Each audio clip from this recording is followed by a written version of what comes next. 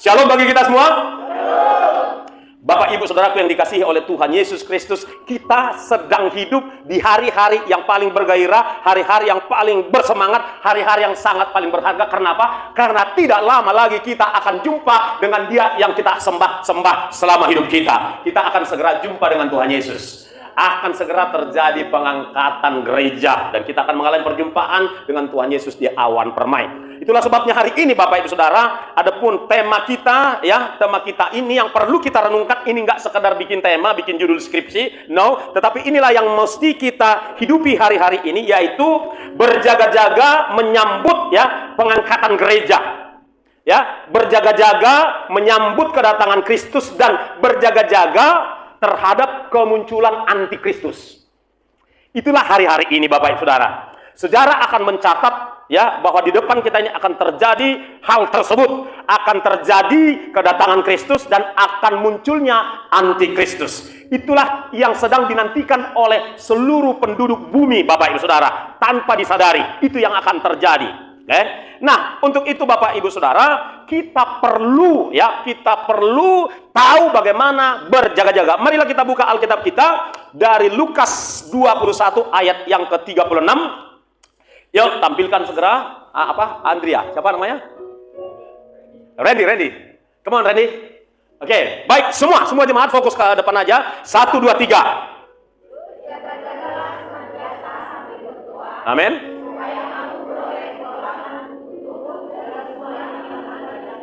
Sekali lagi, lebih semangat ya. Volumenya dinaikkan ya. Volumenya dinaikkan, tadi itu masih 5. Naikkan ke 9 ya. 1, 2, 3. Berjaga-jagalah.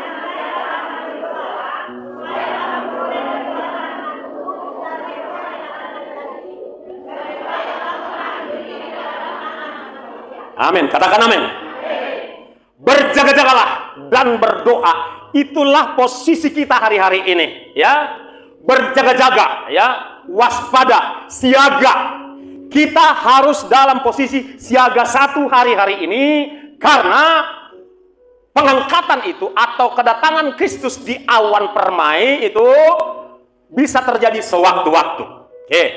Nah, sebagaimana dikatakan di dalam Matius 16 ayat 3, Matius 16 ayat 3, ya, Randi, tolong cepat anakku, tampilkan lebih cepat. Sudah tampil belum? Oke, semua jemaat fokus ke depan. 1, 2, 3.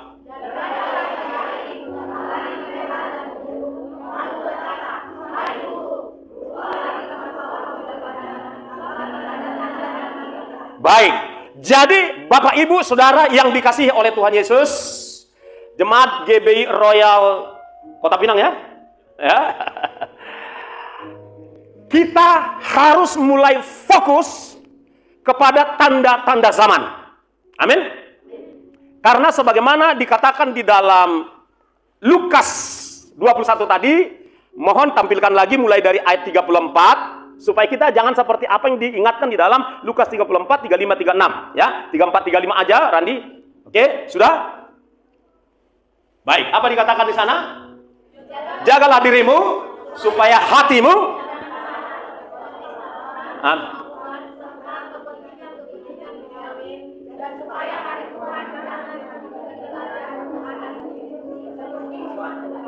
Amin. Saya akan bacakan sekali lagi supaya ini melekat melekat di hati dan ingatan saudara, supaya khotbah hari ini tidak sekedar mengisi ibadah.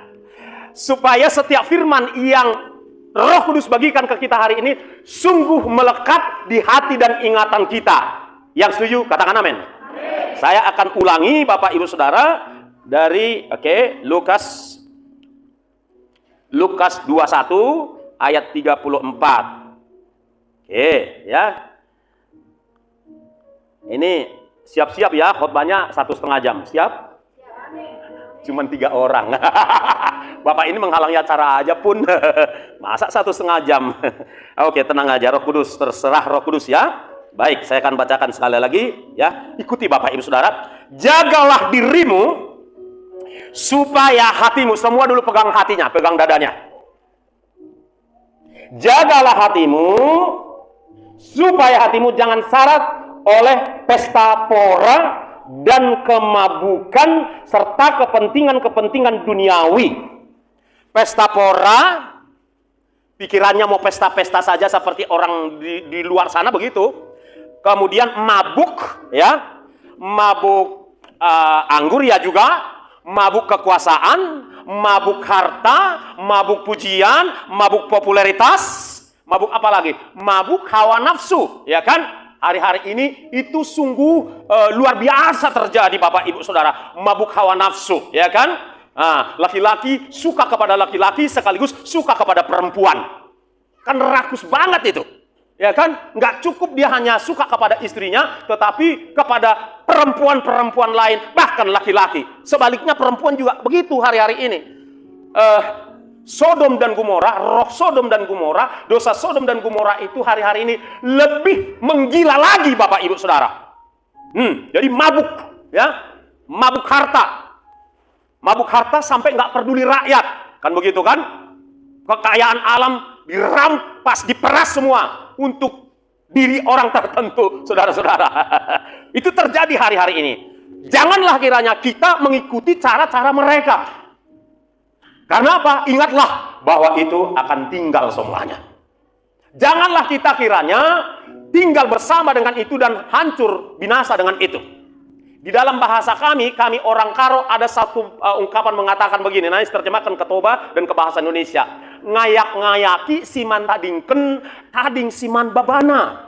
Mengayak-yahi nanaing si tadi konon, tading musena nanaing si buanon. Mengejar-ngejar apa yang harus ditinggalkan, tertinggal pula yang harus dibawa. Dalam itu artinya, ada banyak orang mengejar segala sesuatu yang akan ditinggalkan di dunia ini, lupa membawa apa yang harusnya dibawa, yaitu firman Tuhan. Katakan amin. Itu yang terjadi hari-hari ini di depan mata kita Bapak Ibu Saudara. Jadi sekali lagi saya, ikuti saya ya. 1, 2, 3, jagalah dirimu. 1, 2, 3. Supaya, katakan hatiku. Hatiku jangan syarat dengan pesta pora dan kemabukan serta kepentingan-kepentingan duniawi. Kepentingan duniawi, saya paling suka realistis. Saya tidak bermaksud mematahkan semangat daripada anak-anak kita yang sedang menuntut ilmu. Tapi faktanya, banyak orang sudah habis duit menamatkan anaknya sarjana, dan bangga, wajar bangga ketika anaknya itu tamat di wisuda, tapi harta uang sudah banyak terpakai untuk anak itu boleh tamat. Tapi faktanya bertamatan semua, ada yang S1, ada yang S2, tetapi lebih banyak yang nganggur daripada yang dapat kerja. Fakta ini menolong kita untuk siap, ya, untuk siap tidak tidak begitu berambisi untuk menguasai segala sesuatu yang ada di dunia ini. Jadi nggak sekolah lagi dong Pak. Sekolah, silakan sekolah. Berdoa, tidak ada yang mustahil bagimu. Kau anaknya, di hari-hari yang masih ada kesempatan kau akan berkarya, Tuhan akan siapkan kesempatan bagi engkau. Amin. Itu. Tetapi saya ingin membantu kita, mengingatkan kita, men-setting pola pikir kita, bahwa kalaupun itu dapat, bakal tinggal, dan waktunya nggak lama lagi. Waktunya nggak lama lagi, kita udah lihat tanda-tanda zaman, Bapak Ibu Saudara. Tanda-tanda zaman ini adalah meneguhkan dan menggenapi apa yang Yesus sudah ingatkan baik di Lukas 21 maupun di dalam Matius 24 tentang tanda-tanda kedatangannya. Kita akan lihat, pertama kita akan lihat dulu penggenapan dari Kisah Para Rasul 2 ayat 17, di mana pada hari-hari terakhir aku akan mencurahkan rohku atas semua manusia. Dan sekarang ini Bapak Ibu Saudara, terjadi penuaian luar biasa. Bahkan di negara-negara Eropa yang sempat meninggalkan Tuhan sekarang berbalik kepada Tuhan. Di negara-negara Timur Tengah apalagi Irak, Iran, itu jutaan orang datang kepada Tuhan Yesus Kristus. Di negara kita ini, Bapak Ibu Saudara, menurut pihak mereka, bahwa setiap tahunnya 1 juta orang meninggalkan agama mereka dan datang kepada Yesus dan seterusnya. Ini hanya salah satu contoh, kita akan lihat ya videonya. Silakan.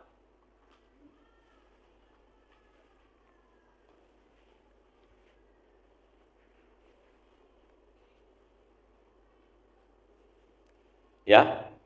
Ini di Belanda. Volumenya. Ini matikan sebentar boleh? Volumenya Randi.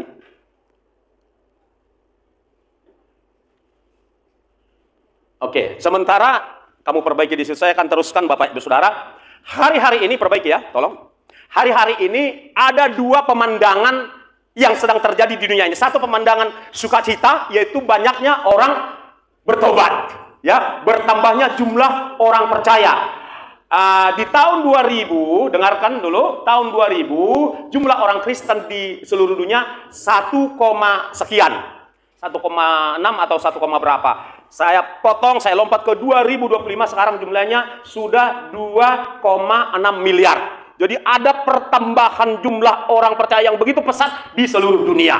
Bapak, itu kabar gembira, kabar baik buat kita. Haleluya. Oke. Nah, sementara diperbaiki, saya akan teruskan khotbah saudara-saudara yang dikasihi oleh Tuhan Yesus Kristus. Tapi di sisi lain, ikuti fokus saja di sini, nggak usah terganggu dengan persiapan anak-anak kita. Tapi di sisi lain, Bapak Ibu Saudara, terjadilah apa yang Yesus katakan, tanda-tanda kedatangan Tuhan Yesus. Yaitu apa? Yaitu yang pertama sebagaimana di dalam Matius 24 akan terjadi penyesatan, ya. Pada hari-hari menjelang kedatangan Tuhan Yesus akan terjadi penyesatan. Di dalam Matius, ya, di dalam Matius 24 ayat 4 dan 5 dikatakan kurang lebih begini, ya. Kurang lebih begini dikatakan dalam Matius 24 ayat 4 dan 5 bahwa pada hari-hari terakhir akan terjadi penyesatan.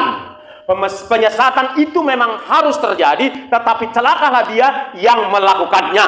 Penyesatan, Bapak Ibu Saudara, perhatikan ke saya, bahwa saudara bisa lihat di YouTube ataupun di TikTok adanya penyesatan. Penyesatan itu ada yang datang dari antara orang yang mengaku Kristen, ada juga yang datang dari luar. Tetapi yang paling berbahaya, manakala mereka yang menyesatkan itu mengaku Kristen dan menyangkali Yesus, menyangkali Tritunggal Allah, menyangkali kebenaran firman Tuhan. Jenis penyesatan secara pengajaran diantaranya bahwa Allah itu bukanlah Tritunggal, bukan Bapa, Anak, dan Roh Kudus, tetapi hanya Bapa saja. Ada juga yang hanya Bapa, gitu. Ada juga pengajaran yang hanya Yesus only, gitu. Ada juga yang Dwitunggal, hanya Bapa dan Yesus, Roh Kudusnya kemana? Kita nggak ngerti, kan begitu? Nah, ini banyak hari-hari ini terjadi dan mereka mengaku Kristen, ya. Mereka mengaku Kristen dan lewat YouTube, lewat room mereka di TikTok banyak orang disesatkan. Saya nggak usah sebut namanya, tapi dia perempuan, cewek, kulitnya putih, dia pakai jilbab, dia mengajarkan Dwitunggal, kan begitu saudara-saudara. Kadang-kadang diajarkan oneness, ya, Jesus only, seperti itu, macam-macam aneh-aneh. Itulah sebabnya Bapak Ibu Saudara, kalau ada pengajaran di TikTok, di YouTube, di medsos saudara temukan, tanya kepada gembala kita di tempat ini, tanya kepada hamba-hamba Tuhan yang masih konsisten dengan Alkitab, yang masih konsisten dengan bahwa Yesus adalah satu-satunya Tuhan dan Juru Selamat. Tanya hamba-hamba Tuhan. Tetapi kalau jawabannya mengambang, nggak usah diperpanjang dengan orang-orang seperti itu, ya. Tanya hamba Tuhan yang ngerti persis Alkitab itu. Sebab apa? Sebab bila barang siapa menyangkal baik Bapa ataupun Anak, menyangkal salah satunya, dia binasa. Nah, jadi kita harus hati-hati dalam hal itu. Inilah tanda-tanda menjelang kedatangan Tuhan, dan ini juga yang terjadi menjelang kemunculan antikristus. Saya mau katakan Bapak, Ibu, Saudara, penyesatan yang paling canggih yang sedang dipersiapkan di depan kita adalah yaitu pemasangan tanda identitas di dalam tubuh, ya, namanya digital identity, identitas digital di dalam tubuh. Sekarang masih elektronik, dari elektronik akan dipindahkan ke handphone, ya. Nanti di handphone, dari handphone akan dipindahkan ke dalam tubuh. Dan penyesatan ini sudah dimulai tahun penyesatan yang paling canggih ini sudah dimulai tahun 2020-2021 melalui vaksin.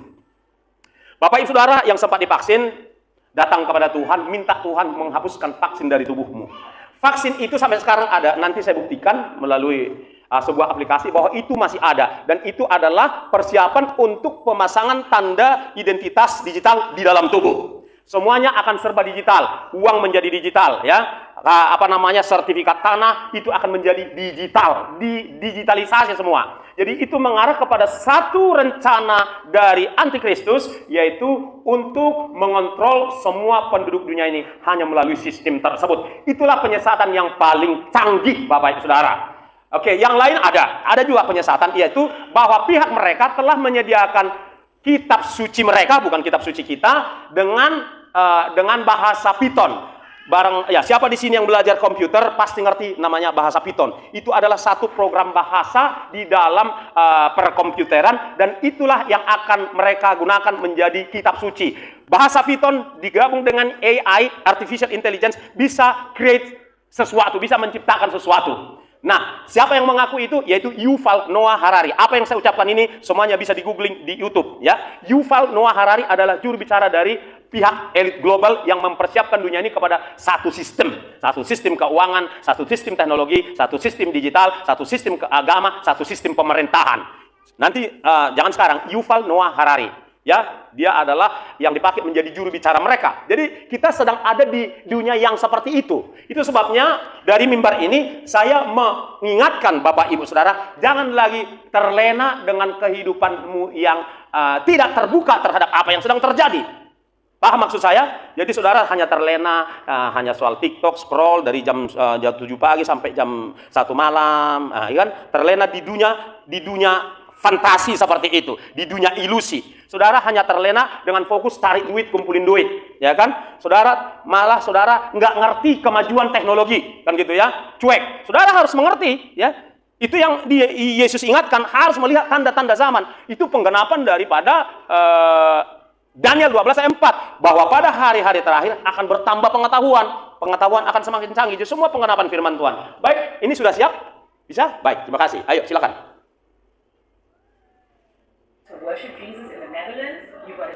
Menyembah Yesus di Nederland, di Belanda. Volumenya bisa dinaikin.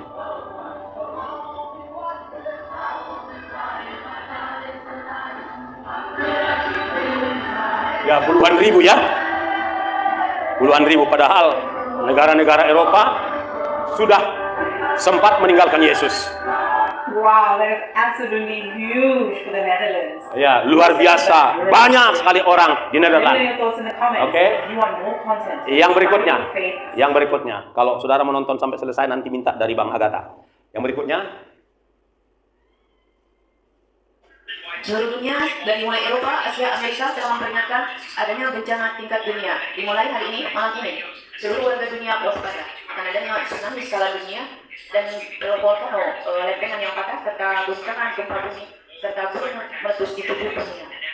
Gempa bumi dan tsunami BMKG Daryono, kekhawatiran ilmuwan Jepang terhadap megatrust tangkai saat ini sama persis yang dirasakan dan dialami oleh ibu Indonesia, khususnya terhadap seismik gap megatrust Selat Sunda dan megatrust Betawi Semeru. Zona megatrust adalah istilah untuk menyebut jalur subduksi lempeng bumi yang sangat panjang dan relatif dangkal. Gempa megatrust digambarkan dengan menumpuknya lempeng bumi di mana lempeng di bawah mendorong lempeng di atasnya. Sebenarnya zona megatrust relatif lompat aja. Lompat dan jalur dan lokasi evakuasi. Tim Liputan.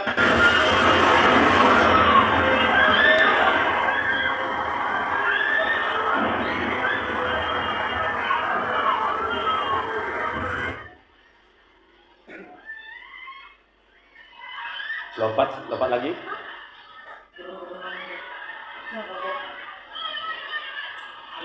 Ini yang di Thailand baru-baru ini, lompat lagi. Entire coastal cities like Miami Beach, Fort Lauderdale, and Palm Beach were submerged. Cars, homes, and even entire high-rise hotels were swept away in seconds. Authorities are now reporting tens of thousands of people missing, and countless others injured as rescue teams race to save survivors from the flooded street.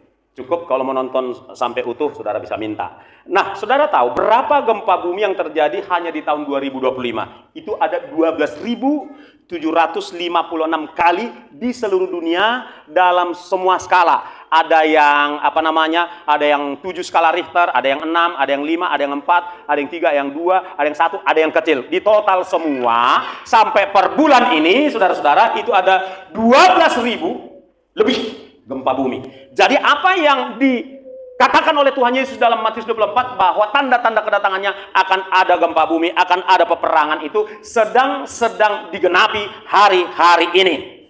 Bapak, Ibu, Saudara, ya. Nah, penyesatan terjadi apalagi yang sedang terjadi di hadapan kita hari-hari ini, yaitu nabi-nabi palsu, ya. Tadi sudah kita singgung pengajaran-pengajaran palsu. Lalu apalagi kesulitan ekonomi. Wahyu 6 ayat 6, ya, tolong ditampilkan. Wahyu 6 ayat 6 berkata bahwa harga barang-barang itu secupak, ya, gandum sedinar, ya. Secupak gandum 1 dinar, harga hanya secupak gandum, ya. Itu artinya harga barang-barang naik. Yang berikutnya Bapak Ibu, kerusuhan. Di dalam 2 Timotius 3 ayat 1 sampai 5 itu berbicara tentang kerusuhan, berbicara tentang orang galak, tidak bisa mengekang diri Bapak Ibu Saudara. Kita sudah lihat baru-baru ini, ya, sekitar tanggal 25 Agustus, ya, 25 Agustus, beberapa hari ada kerusuhan di Indonesia. Seminggu kemudian disusul di Nepal, lebih parah lagi kerusuhan itu Bapak Ibu Saudara. Kemudian kerusuhan model apa lagi? Kerusuhan di negara-negara seperti Australia, Selandia Baru, Kanada, Eropa. Terjadi kerusuhan menentang hadirnya para imigran dari negara-negara Timur Tengah. Terjadi perkelahian, terjadi bentrokan dari 3 kubu. Kubu orang setempat, warga setempat, kubu transmigran, demikian juga dari kubu keamanan. Terjadi kerusuhan. Semua sedang digenapi di depan mata kita, Bapak Ibu Saudara. Apalagi tanda-tanda kedatangan Tuhan yang perlu kita cermati, ya? Yang perlu kita cermati Bapak Ibu Saudara, kerusuhan sudah, kemudian kesulitan pangan, ya. Kelaparan, kata Tuhan Yesus di dalam Matius 24 ayatnya berapa itu? Ada akan terjadi kelaparan, kesulitan pangan, ya. Itulah sejumlah tanda-tanda kedatangan Tuhan Yesus dan akan munculnya seorang antikristus, Bapak Ibu Saudara yang dikasihi oleh Tuhan Yesus. Haleluya. Nah, sekarang Bapak Ibu Saudara yang dikasihi oleh Tuhan Yesus, ya. Setelah kita melihat sejumlah contoh tadi, apakah itu kesulitan ekonomi, ya? Apakah itu kesulitan kesehatan, ya? Apakah itu kesulitan bencana alam, gempa bumi, dan seterusnya, kejahatan manusia semakin merajalela. 2 Timotius 3 ayat 1 sampai 5, kejahatan manusia akan semakin menjadi-jadi, Saudara-saudara. Semua itu menjadi peringatan bagi setiap kita, orang percaya khususnya, agar kita sadar bahwa akan datang Kristus dan juga akan datang antikristus. Kalau kedatangan Kristus itu adalah kabar gembira, kabar paling gembira, ya, tetapi kedatangan antikristus adalah sesuatu yang menakutkan. Saudaraku, kita akan lihat satu video lagi ketika pengangkatan terjadi, ya, pengangkatan gereja. Siapa yang diangkat? Orang-orang yang bertahan sampai pada kesudahannya. Orang-orang yang taat dan setia mengikut Yesus dan melakukan firman-Nya. Katakan amin. Hanya orang-orang yang taat dan setia yang terangkat. Kalau orang-orang yang setengah hati datang ke gereja, ya, bukan mencari Tuhan Yesusnya, tapi hanya mencari berkatnya, akan tertinggal. Itu sebabnya, saudaraku yang dikasihi oleh Tuhan Yesus, pastikan hatimu datang, ya, ke gereja untuk bertemu dengan Tuhan, untuk bertemu dengan firman Tuhan. Katakan amin.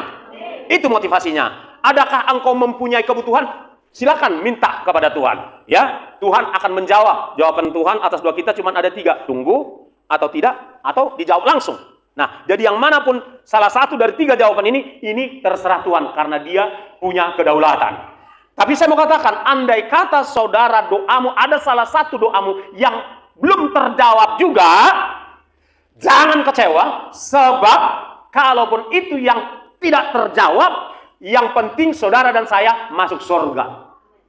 Hanya 3 orang yang bilang amin. Iya dong.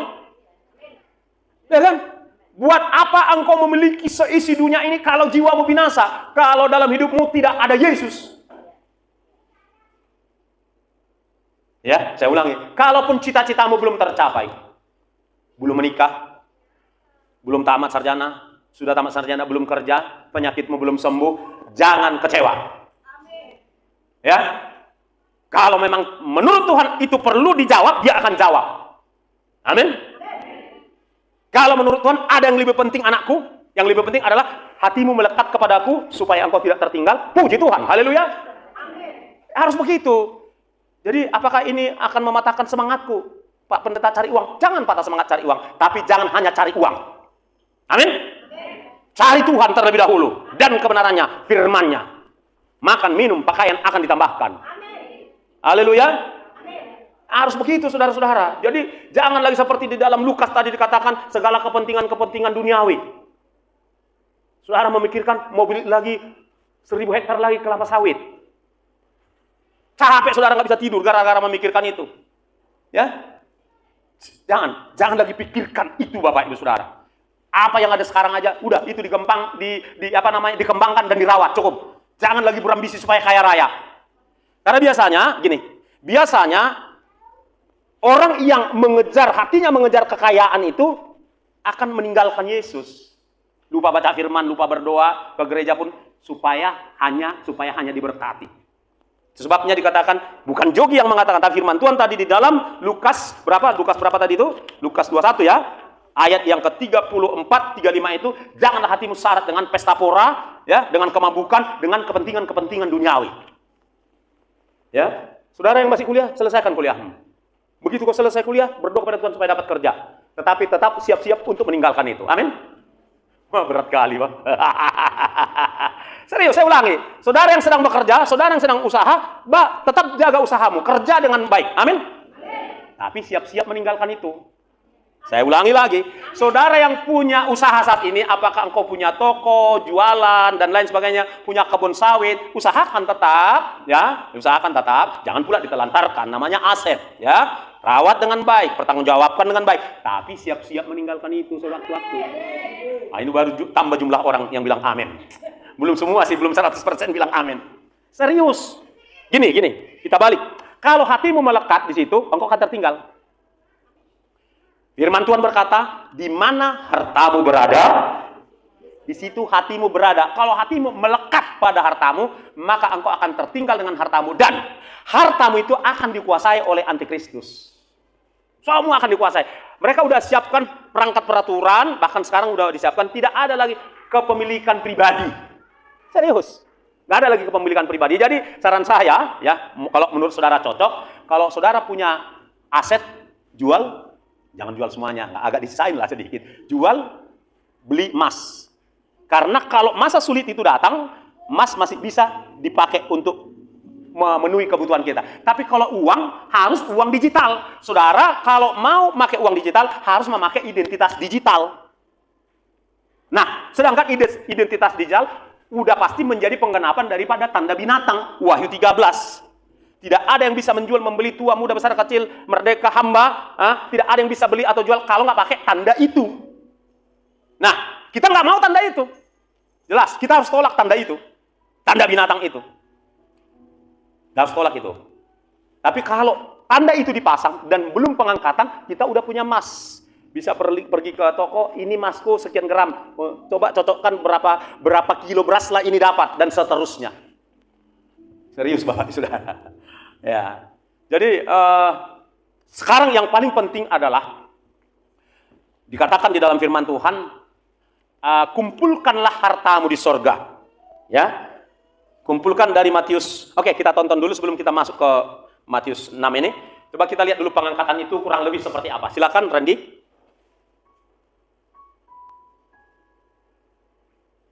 Ya. Gede.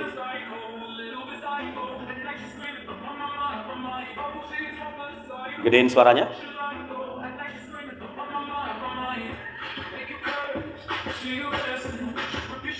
Rapture, are you ready?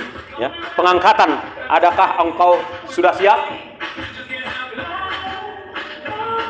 Ya, lompat.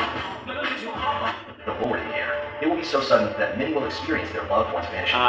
Parents will lose their children. Children will lose their parents. Seperti itu pengangkatan terjadi. Husbands will lose their wives. Suami kehilangan istri, istri pun bisa kehilangan suami. And many drivers will disappear while driving. Ya, menghilang tiba-tiba dan akan terjadi kekacauan. Give your life to Jesus today. Tomorrow might be Itu sebabnya serahkan hidupmu kepada Yesus hari ini. Besok kamu terlambat.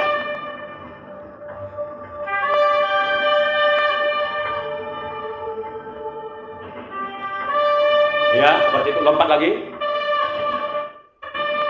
Lompat lagi. Oke, di gereja juga terjadi seperti itu saat ibadah. Pendetanya terangkat, sebagian besar jemaat terangkat. Ya. Lompat lagi. Nah, setelah rapture, dunia mengalami chaos dan seorang antikristus akan muncul. Ya, di mana terjadi kerusuhan, kebakaran, tabrakan setelah pengangkatan. Lompat lagi. No more chaos. Only unity under me. Tahan di sini. Tahan. Jadi setelah pengangkatan terjadi chaos, kacau di mana-mana, maka muncullah seseorang antikristus dan mengatakan, saya akan membuat dunia ini tentram. Percaya, bekerja samalah dengan saya. Itulah godaan pertama, tipuan pertama yang disampaikan oleh antikristus kepada seluruh penduduk bumi ini. Tetapi termasuk bangsa Israel tertipu. Nah, tapi setelah itu dia juga akan mengejar-ngejar orang yang belum menerima tanda dan akan dipaksa. Ada orang Kristen yang tertinggal, ya. Orang Kristen yang seperti apa? Yaitu mereka yang main-main waktu ibadah, yang main-main dalam kehidupannya sehari-hari, perlu nggak perlu firman Tuhan, ya kan? Yang masih main-main dengan kekudusan, ya, main-main dengan segala karakter buruk, sombong, tinggi hati, arogan, segala macam, ya, nggak peduli ibadah dan seterusnya. Mereka akan tertinggal dan orang ini akan dikejar. Bisa hidup, bisa, kalau dia bisa melarikan diri selama 7 tahun. Menjauh dari antikristus dan bisa bertahan hidup. Jika tidak, dia akan mati dan akan disiksa oleh antikristus. Nah, itu sebabnya Bapak Ibu Saudara, marilah mulai hari ini seriuslah kita beribadah. Amin. Serius kita baca firman. Amin. Serius kita takut akan Tuhan. Ya. Kita lihat dari Matius 6 ayat 20, Randi tolong. Matius 6 ayat 20 apa dikatakan di sana? Ya. Matius 6 ayat 20. Kita akan baca sama-sama Bapak Ibu Saudaraku. Oke. Gak apa-apa, kita tunggu. Matius 6 ayat 20 itu berbicara tentang kumpulkanlah hartamu di surga, karena di surga tidak ada ngengat yang akan merusaknya dan tidak akan ada pencuri yang mencurinya. Bagaimana cara mengumpulkan harta di surga? Saya kasih tahu ya Bapak Ibu Saudara, cara mengumpulkan harta di surga, bantu pelayanan di tempat ini. Nggak ada di pesan ibu ini. Saya nggak menyampaikan firman ibu ini, saya menyampaikan firman Tuhan. Amin. Nggak ada pesanan. Itu kebenaran harus saya sampaikan. Bantu pelayanan di tempat ini. Amin. Itu dia cara mengumpulkan harta di surga. Investasi di pekerjaan Tuhan.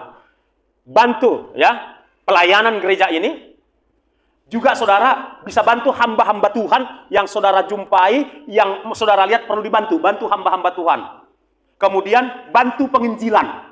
Ya kan? Itulah cara kita untuk kumpulkan harta di surga. Sama seperti saya, saudara-saudara, saya sudah lupakan cita-cita saya menjadi pejabat pegawai negeri yang akan banyak uang. Saya, sarjana hukum saya itu sarjana hukum bagian agraria. Pada saat itu saya rindu menjadi pejabat agraria supaya saya bisa dapat jabatan basah dan banyak uang. Itu sudah saya tinggalkan dari tahun 92. Ya, sudah saya tinggalkan. Jadi yang saya menginvest hidup saya, Bapak Ibu Saudara, untuk memberitakan Injil. Ya, mulai dari Ambon ke Bali, seluruh Indonesia saya kelilingin Bapak Saudara, ya, memberitakan Injil. Jadi hidup saya, hari-hari saya investasi di dalam pekerjaan Tuhan. Hari-hari ini Saudara, cari jiwa-jiwa yang masih di luar Yesus. Kalau dia sudah dalam Yesus, salah dia kalau dia tidak mau bertumbuh. Ya kan? Manja-manja dia, menjeng-menjeng dia, mesti dibujuk-bujuk dia supaya datang ke gereja. Sudah, biarkan di situ dia, ya. Tapi carilah orang-orang yang belum pernah kenal Yesus, ya, belum pernah tahu Yesus. Ajak cakap, ajak ngobrol, gitu caranya. Ajak ngobrol seseorang, ya, ramah sama mereka. Lalu kalau bisa sampai kepada pembicaraan, apa masalahnya, boleh nggak saya doakan? Doakan dia di dalam. Tapi izin Bapak, izin Mbak, ya, izin Mas, saya berdoa di dalam secara Kristen, boleh, doakan dia. Ya, dan akan banyak cara Roh Kudus untuk saudara memberitakan Injil. Suatu kali di dalam pancing, seseorang datang kepada saya, ya, saya lagi perbaiki jam ini, lalu datang, tiba-tiba disalamnya, tapi paginya saya berdoa. Saya berdoa, Tuhan pertemukan seseorang untuk saya beritakan Injil. Dah dia salam kuat-kuat tangan saya, seperti sudah kenal lama, padahal saya baru kenal, belum kenal pun di situ. Lalu dia mulai ngomong ngoceh, ngomong nggak karu-karuan. Lalu saya tanya umurnya berapa Pak? 72, saya 67, saya bilang. Nah, kalau udah umur segini Pak, hendaknya jangan lagi ngomong sembarangan, ya. Kan sudah, langsung dia sambut, sudah bau tanah ya Pak. Kalau bau tanah, sekarang bau surga atau bau neraka? Saya bilang, itu muncul tiba-tiba. Nah, bau surga atau bau neraka? Bapak bau apa kira-kira? Saya bilang, dia nggak bisa jawab. Kalau bau neraka kan bahaya Pak. Lalu itu kesempatan saya menyampaikan, supaya bau surga harus tahu jalan ke surga. Ya, Bapak udah tahu jalan ke surga belum? Boleh saya kasih tahu, Yesus. Langsung, Yesus. Percaya dia, ikut dia. Bapak sekarang ini hidupnya bau surga dan mati masuk surga, saya katakan. Jadi ada banyak cara Bapak Ibu Saudara untuk kita memberitakan Yesus. Jadi jangan tunggu hanya pendeta, itu tugas pendeta, enggak. Itu tugas kita semua. Di dalam tulisan Paulus dikatakan, celakalah aku kalau aku tidak memberitakan Injil. Jadi jangan semua jadi jemaat pasif. Bapak Ibu tinggalkan kekristenan yang cuma orang Kristen 2 jam di gereja setiap minggu. Padahal kita itu harus Kristen selama seminggu 168 jam. Kita pikir kita udah Kristen kalau udah masuk ibadah 2 jam. Ya kan? Nggak enak Pak kalau orang Batak bilang, dak tabubah mulu semar minggu. Itu konsep lama itu. Mar minggu, hanya mar minggu artinya beribadah hari minggu. Cukup itu, 2 jam. Tidak. Kita harus hidup sebagai penginjil, pemberita Injil. Karena semua kita dipanggil menjadi saksi Kristus. Yang setuju katakan amin. Siapapun itu. Oh, tapi aku nggak pandai, nggak usah pandai. Roh Kudus akan kasih ucapan di dalam mulut bibir kita. Amin. Kuncinya mulai percakapan. Itu saja. Mulai ajak ngomong. Jangan saudara jaim, nggak perlu jaim. Ajak ngomong, ramah kepada siapa saja. Akan terbuka. Roh Kudus akan buka percakapan untuk kita kesempatan memberitakan Yesus kepada bahwa Yesuslah Tuhan, dialah yang datang dari sorga. Saya bersaksi, Samosir karena hari-hari ini menjadi target daripada saudara-saudara kita dari seberang, maka kami pertanggal 25, 26, 27, 28 Juli, kami sengaja datang dari Medan, 4 orang memberitakan Injil di Sibeabea. Nanti lihat TikTok saya, ya, memberitakan Injil di sana. Puji Tuhan Bapak Saudara, di situ ada orang yang jubah coklat, kepalanya tidak punya rambut, ada beberapa orang, saudara ngerti maksud saya, dengar Injil. Kemudian ada bule, dengar Injil. Ada saudara-saudara kita yang bertutup kepala, dengar Injil. Banyak orang dengar Injil di sana. Ada banyak cara untuk memberitakan Injil. Dan itu kami ulangi lagi pertanggal 5, 6, 7 Juli, Agustus. Kami ulangi lagi ke sana. Dan bulan ini, bulan Oktober ini kami rencana ke sana lagi. Dukung dalam doa. Jadi jangan hanya kami yang diharapkan. Amin. Tugas kalian lah itu. Agak-agak kudoakanlah. Nggak cukup hanya doa, duit juga perlu. Iya dong. Ya. Tapi jangan cukup cuma duit, hidupmu. Udahlah, orang itulah kita pajuju. Tahu pajuju bahasa Ibrani itu? Kita sorong-sorongkan. Orang itu aja kita sorong-sorongkan, kasihkan duit sikit-sikit. Biar ada orang penginjil, kita nggak usah. Tidak bisa begitu. Karena semua kita dipanggil menjadi pemberita Injil. Amin. Serius Bapak Saudara. Gereja ini akan penuh kalau saudara bawa jiwa-jiwa. Amin. Masih banyak jiwa di luar sana yang galau, nggak jelas arah hidupnya kemana. Bawa ke gereja ini.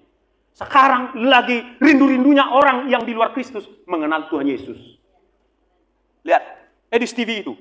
Puluhan ribu antri. Sudah datang kepada Tuhan setelah mendapat penjelasan dari dia. Buktinya apa? Itu sebagai bukti bahwa hari-hari ini orang sudah gampang datang kepada Yesus. Jadi saudara jangan takut, amin? Iya, ini gedung bagus, muat 250 lebih kursi kalau disusun bagus sampai ke belakang sana muat itu. Ini belum ada 100 kan begitu ya? Berarti masih butuh lagi paling nggak 150 orang. Nah, macam mana Pak? Kalau nanti jadi membludak, jadi ada 300, bikin 2 kali ibadah. Kok repot? Amin. Tuhan sudah siapkan fasilitas yang begini bagus. Saudara harus ikut ambil bagian untuk penginjilan. Amin. Doakan. Gak pandai aku berdoa Pak. Gak perlu pandai. Roh Kudus yang menyembuhkan. Haleluya. Amin. Haleluya. Hampir selesai khotbah kita. Saya selesaikan ya. Supaya saudara sukacita ya. Nggak jadi 1,5 jam. Bagaimana kita menyikapi tadi? Yang pertama Bapak Ibu Saudara, memprioritaskan Tuhan. Katakan memprioritaskan Tuhan. Ibrani 10:25 cepat buka. Apa dikatakan di sana? Janganlah kamu meninggalkan ibadah-ibadah kamu seperti dibiasakan sebagian orang. Tetapi marilah semakin bertekun melakukannya menjelang kedatangan Tuhan Yesus. Yuk, sudah tampil kita baca. 1, 2, 3. Pertemuan-pertemuan ibadah hari Minggu ada, tengah minggu juga ada. Ibadah komsel atau ibadah FA, ikuti itu ya. Cuman 2 jam kok. Haleluya. Nah, menjelang kedatangan Tuhan yang semakin dekat. Kemudian yang kedua tadi, kumpulkan hartamu di sorga. Yang ketiga, jangan gunakan uangmu kepada hal-hal yang nggak penting. Ya kan? Jangan lagi suka koleksi tas. Ya, dia apa di luar negeri, ibu banyak kali suka koleksi tas. Dibelilah apa lemari. Ini Louis Vuitton, ini Hermes, ini termos. Macam lah itu kan. Sia-sia uang itu. Amin. Bagikan ke fakir miskin. Ya kan? Haleluya. Jangan lagi hidupnya seperti itu, saudara-saudara. Yang setuju katakan amin. Jadi jangan gunakanlah gunakanlah uang kepada yang penting. Amin. Saya sharing sama anak kami, Agatha tadi malam, gereja pun tidak usah lagi membangun mega church. Saya bilang ini udah lebih dari cukup ini. Serius, udah keren kali ini. Nggak usah lagi dibuat lagi bahasa Ibrani marmengo-mengo. You understand marmengo-mengo? Marbiloak, berlebihan. Ada banyak gereja sekarang, lampu sorot di sini puluhan. Sampai invest miliaran-miliaran, bikin layar digital segede gaban. Sia-sia itu uang. Ya kan? Ibadahnya gelap-gelap. Puji Tuhan di sini nggak gelap-gelap. Amin. Ini udah cukup ini. Ya kalau pas Natal nanti agak ditambah, bolehlah, ya kan? Biar agak seru-seru dikit. Ya kan? Ini luar biasa. Ya jangan lagi demi membangun gereja kaki jemaat diinjak-injak terus, diancam pakai perpuluhan. Ya kan? Ada itu di luar negeri seperti itu. Ditakut-takut di jemaat. Demi membangun fasilitas gereja berlebihan. Saya katakan sama Agatha, ya kalau ini kita rasa ini udah cukup, ya cukup. Tapi kalau ada yang mau nyumbang misalnya, Bu Pendeta, aku mau nyumbang lah, mau kutambahilah merek JBL katanya. Ya kita sambut dengan suka hati. Amin. Ya kan? Nggak kita tolak. Ya kan gitu ya. Ya, apalagi kira-kira ada kekurangan, saudara lihat. Nggak apa-apa. Ya, bantu, belikan yang lebih baik. Tapi jangan berlebihan. Amin. Uang di dompet pun jangan gunakan lagi seenak-enaknya. Ya, terutama ibu-ibu yang suka koleksi kebaya. Koleksi emas. Ya, emas dikoleksi untuk investasi boleh, nggak apa-apa. Tapi kalau untuk pamer-pamer nggak usah. Amin. Seperti yang di TV-TV itu ada gini, laki-laki kok. Ya, haleluya.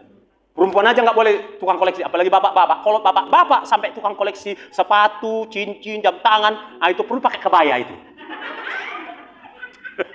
Ya, simpan, karena hari-hari ekonomi akan makin sulit. Amin. Tapi jangan pelit untuk pekerjaan Tuhan. Kumpulkan hartamu melalui mendukung pekerjaan Tuhan. Yang keempat, gunakan waktu, buka dari Efesus 5 ayat 16. Gunakan waktu dengan benar. Itulah cara kita, Bapak Saudara, menjaga kerohanian kita. Efesus 5 ayat 16 dikatakan, ayo semua 1 2 3. Iya, jangan dari jam 6 pagi bangun TikTok sampai jam 2 malam. Bertobat. Mak, cuma 3 orang yang mau bertobat. Bertobat. Amin. Gunakan waktu, baca firman, dengar khotbah. Kalau dengar khotbah itu baguslah, tapi kalau hanya apalagi TikTok ini banyak disalahgunakan orang untuk yang aneh-aneh.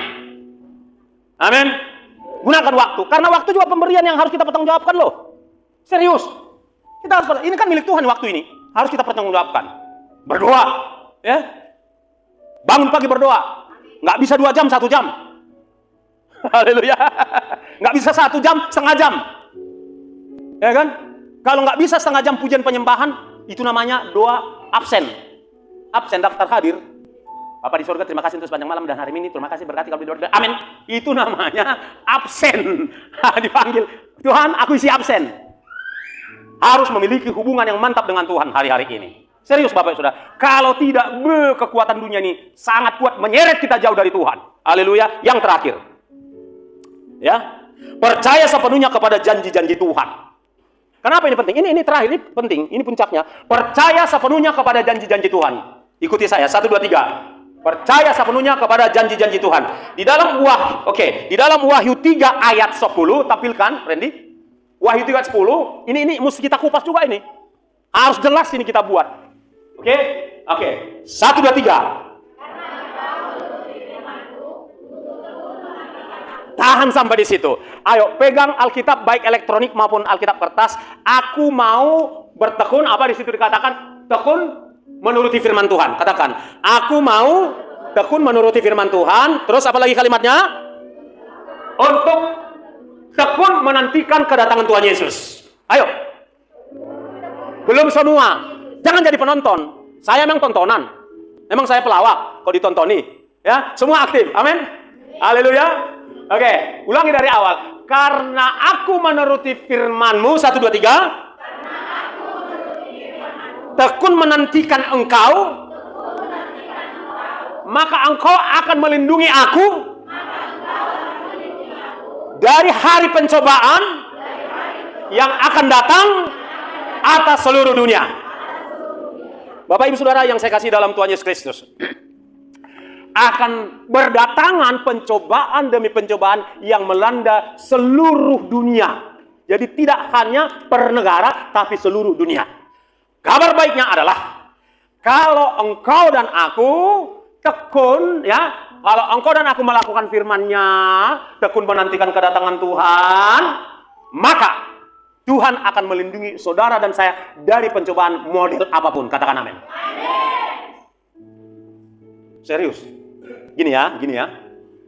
Kalau di hatimu nggak ada kerinduan menantikan kedatangan Tuhan, maka rohmu juga tidak mendengar suara dari Tuhan, sehingga ketika pengangkatan terjadi, karena rohmu tuli, nggak sensitif, nggak peka, tertinggal, lalaplah kau di TikTokmu itu. Lalap kau di situ, tertinggal kau, dan kau akan ikut nonton TV. Kabar menggemparkan, ya. Breaking news, kabar menggemparkan. Ada sejumlah orang hilang tiba-tiba. Iya ya? Mak di mana? Mak! Mak! Tengoknya tinggal pakaian mamanya. Karena udah terangkat mamanya. Dicari. Yang istri gitu. Yang istri Perbada. Itu juga. Permusi Perbada Mucung seluruh Indonesia.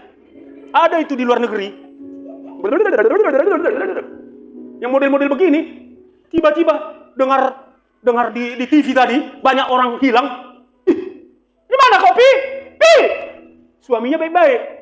Suaminya nggak merokok, nggak ada selingkuhnya, nggak suka main judi, nggak kasar. Terangkat dia kan. Di mana kopi?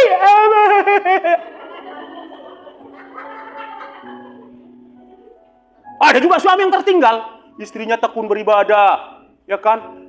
Tekun beribadah. Dia nggak lalap, tarik lagi telui.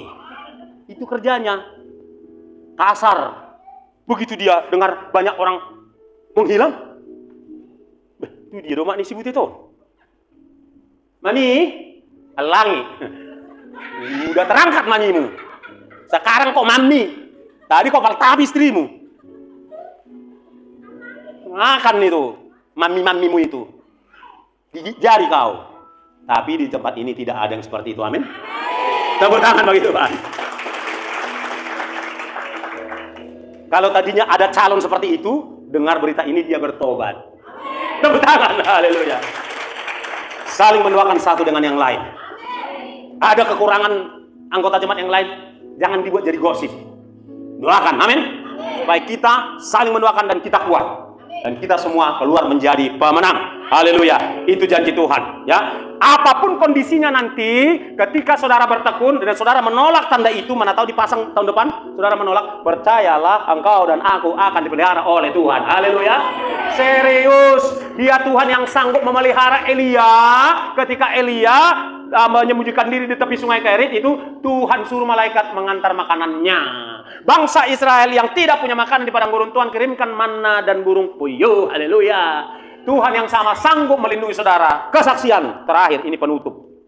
Karena kita jumpa masih lama lagi. Tanggal 19 bulan 10. Ya Bu ya. Ini penutup. Saya mengenal seorang kawan yang bernama Francis Song. Orang Bogor di zaman Orde Baru. Dia pindah ke Australia karena tidak sependapat dengan pemerintah zaman itu. Pada tahun 1989, dia diutus oleh tempat perusahaan dia untuk mengikuti seminar kesehatan di Beijing, di Cina. Oke. Nah, dan sampai di sana di bandara Beijing, dia tidak tahu bahwa di dalam kopernya ini ada Alkitab. Waktu itu siapa yang ketahuan menyeberangkan Alkitab ke Beijing, ke Cina, upahnya. Sekarang nggak perlu lagi, udah bisa pakai ini kan, pakai elektronik. Tapi waktu itu siapa yang ketahuan, dipotong. Dah, sampai di situ kan ada monitor yang memeriksa barang itu, melihat barang itu apa isinya. Jadi petugas tanya, pakai bahasa Inggris. Lalu dia jawab bahasa yang lain, berbeda dari yang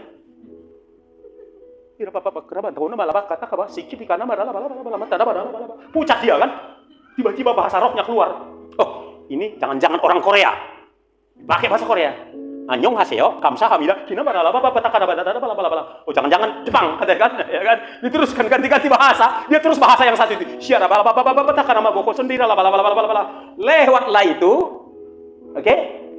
Lewatlah itu, tak sempat dilihat oleh petugas. Selamat dilihat, nggak jadi lehernya digorok.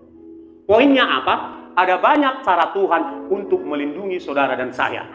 Sehingga tergenapilah Wahyu 3:10 mengatakan, aku akan melindungi engkau ketika pencobaan itu datang melanda seluruh dunia. Kasih tahu kiri kanan, salam dia, jangan takut, ada perlindungan yang pasti dari Tuhan. Salam dengan erat-erat, haleluya. Pegang erat janji Tuhan, katakan haleluya. Kita bangkit berdiri.